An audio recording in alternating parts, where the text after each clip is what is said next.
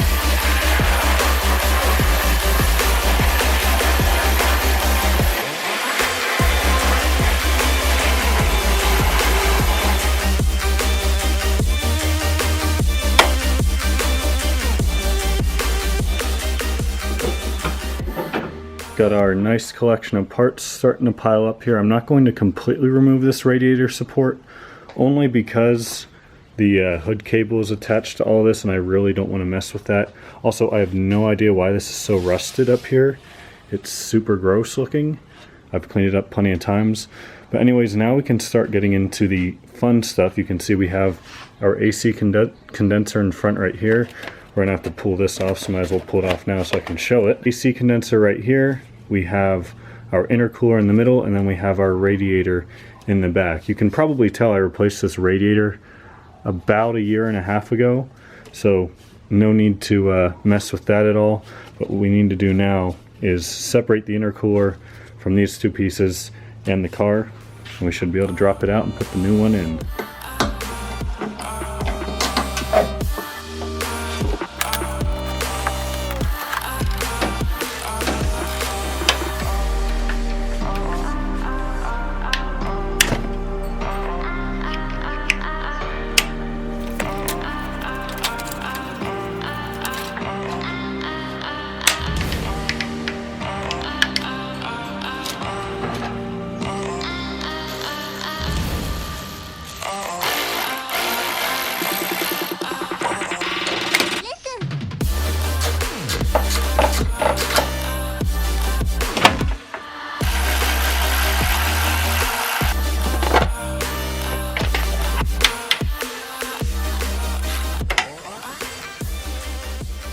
So the end of that hose clamp just snapped right off, as you saw right there.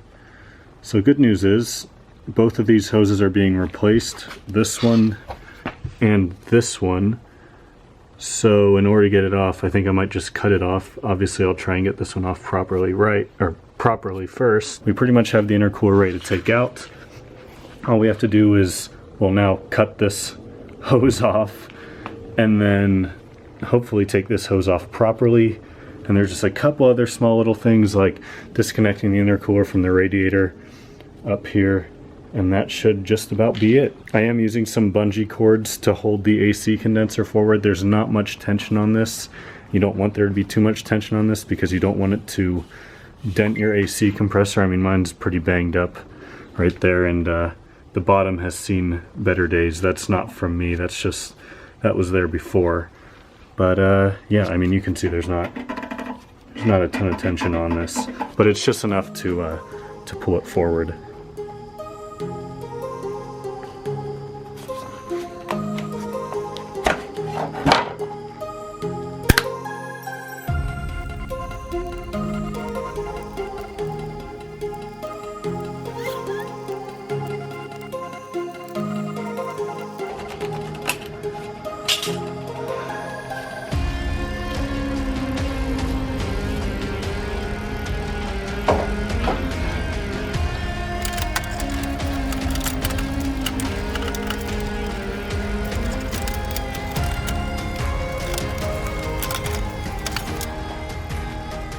Alright, that actually was very simple to take out. I mean, I did this on my Turbo X before, like I had mentioned. So the process is very, very similar, but not very difficult at all. So now we can go ahead, take out the two old charge pipes that we'll be replacing with the silicone ones from Do88. We should be just about ready to start putting everything back together.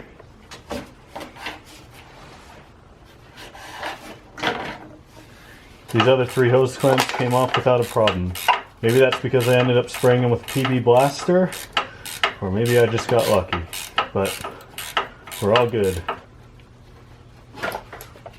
Before we start putting this lovely mess of parts back together, I want to do one more quick comparison between the Do88 intercooler and the charge pipes as well, compared to the stock intercooler and charge pipes. So if you look at this hose, you know, to be fair, I'll actually pick up the one that I didn't cut through. You can see how easy I can just kind of squeeze this and how malleable it is. Whereas the silicone is much stiffer, it's much thicker. You can tell just by looking at it. Just a much better quality hose that'll really help you out. Now when you look at the intercooler itself, it's just one completely aluminum. It's not, doesn't have all this plastic on the sides It's much thicker as well. You can see how thick that is versus how thick that is.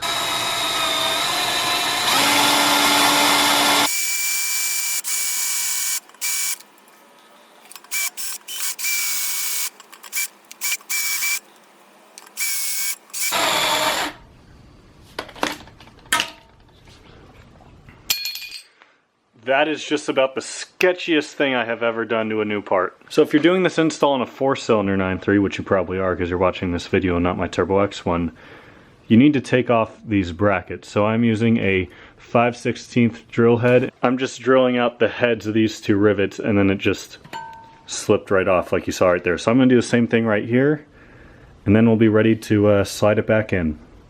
The intercooler into the car, that is. Probably should have specified on that.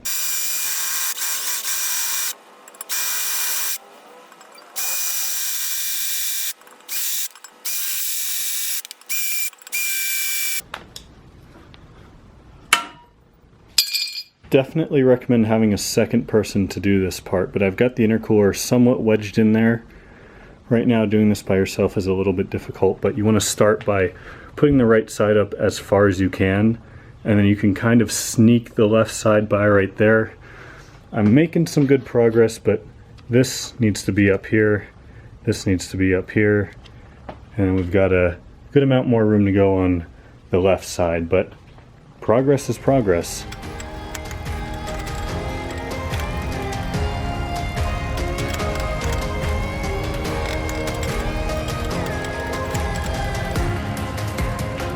Oh, that was not fun. One thing you do need to be careful of, I'll put an arrow on the screen. You'll see there's a metal tab on the intercooler and a plastic little holder on the radiator. So I have to lift up the intercooler on both sides to get the intercooler into that plastic tab on the radiator. And that's what supports it on the bottom. And you have the two T25s that support it up top. So I just need to lift it up a little bit more. Shouldn't be too hard.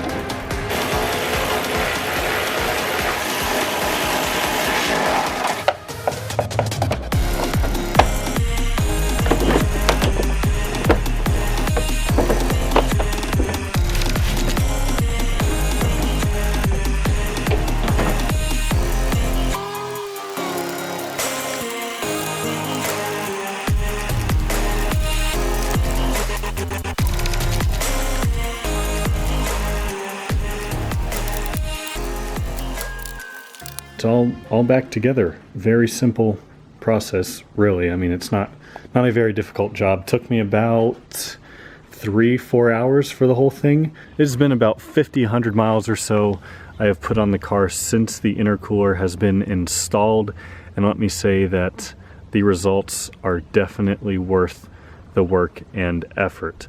So really, just to summarize it, I kind of talked about this in the Turbo X video. Really the best way I can describe the the impact that this will make with your 9.3 is just, everything's going to feel better. It's going to feel a little bit quicker. It's going to pull a little bit harder. It's going to hold boost a little bit better.